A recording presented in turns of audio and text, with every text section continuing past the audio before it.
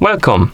In front of me I have a Redmi Smart Band 2 and I'm gonna show you how to unpair this smart band from the Android phone. First we need to open the Mi Fitness application on the phone that is paired with our smart band. Once you open the app, you should see the health page. Now tap on the device icon and on the device page you should see your Redmi Smart Band 2. Now scroll through this page, find the unpair button and tap on it, then tap on continue to confirm.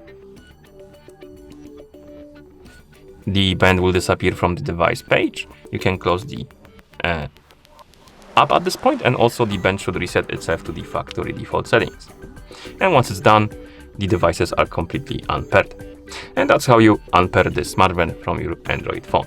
Thank you for watching. If you found this video helpful, please consider subscribing to our channel and leaving the like on the video.